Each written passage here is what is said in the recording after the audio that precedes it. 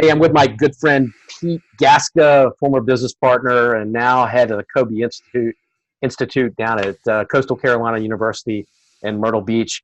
I wanted to talk about today about young people who are graduating and why small businesses should hire recent college grads.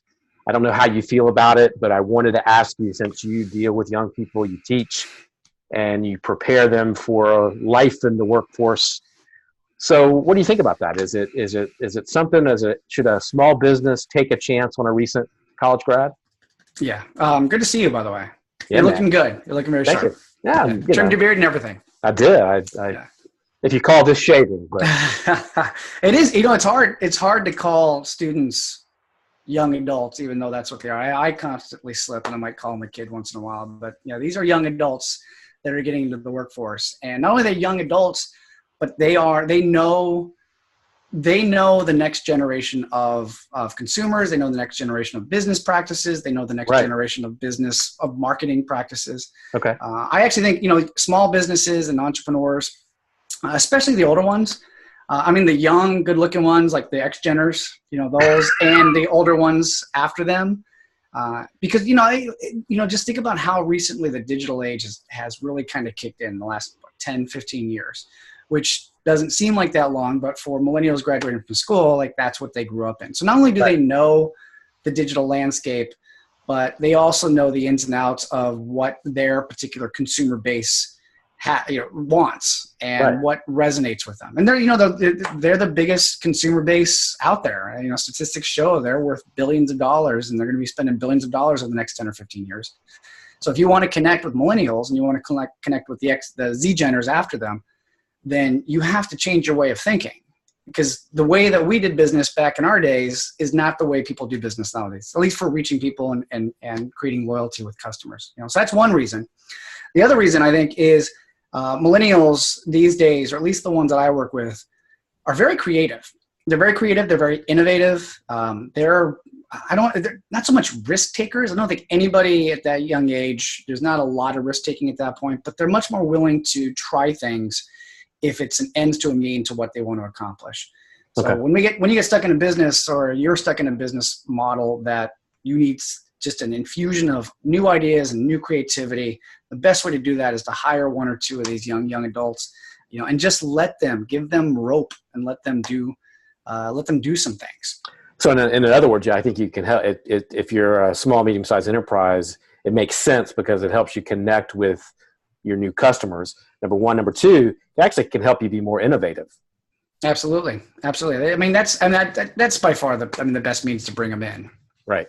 So two kind of different questions. One, you've been working with these young people to prepare them for the workforce. What are they looking for from new employers when they graduate? What are they looking for in the workforce? And sort of the other side of that question is, what and how can small and medium enterprises make it a good work experience?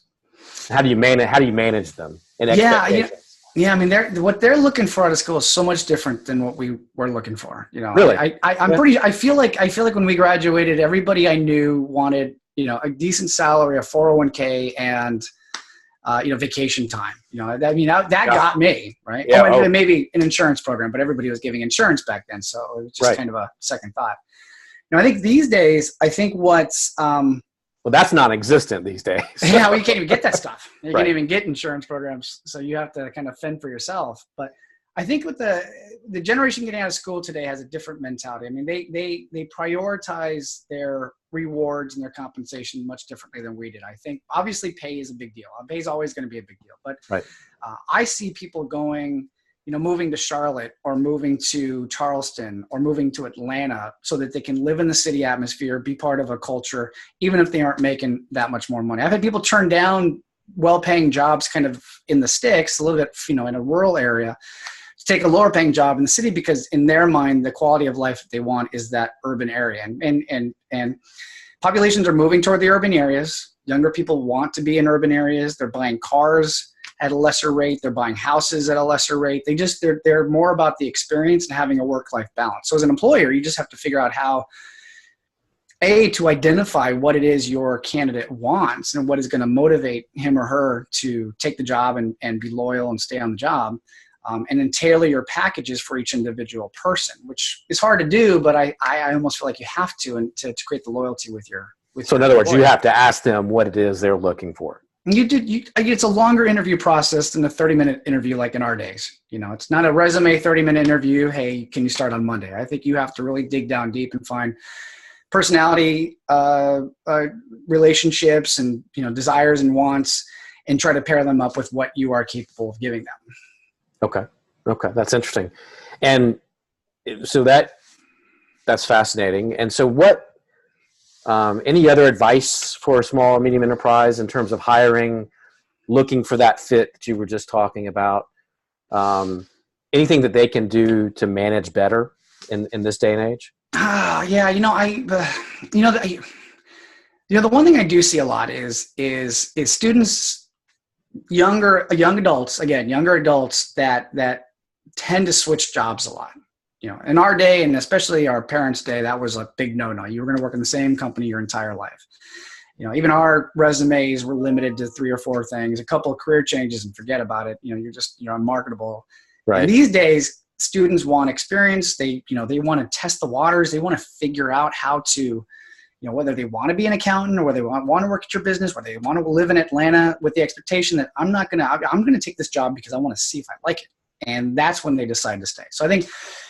And it's painful for people our age and older because we want loyalty. We don't want to invest a lot of money into the employee and then just to have them leave. So I think understanding, that they probably will, and they're going to have several career changes later, but more so that they need constant nurturing. They don't necessarily need constant nurturing. I mean, the whole rumor that they have to be pampered, I don't believe that, because they said the same thing about the X-Geners back in the day.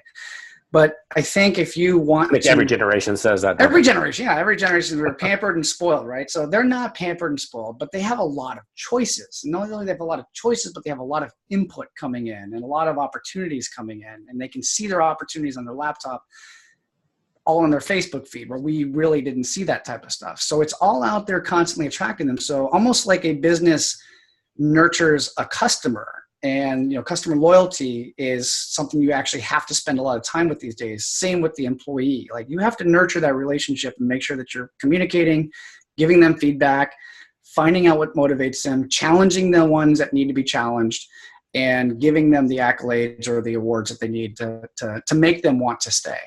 So that employee experience essentially is what you're talking about. The employee experience is almost exactly like customer experience these days, because it just kind of is, right? Like, we have to treat the employees like customers, because loyalty's, everybody's fickle these days. Nobody has loyalty to brand. I mean, not nobody, but loyalty to brands and loyalty to companies, just as employee loyalty, it's kind of dissipating. And moreover, they're the next generation of management that aren't going to expect it. So how do you keep it is by nurturing those relationships.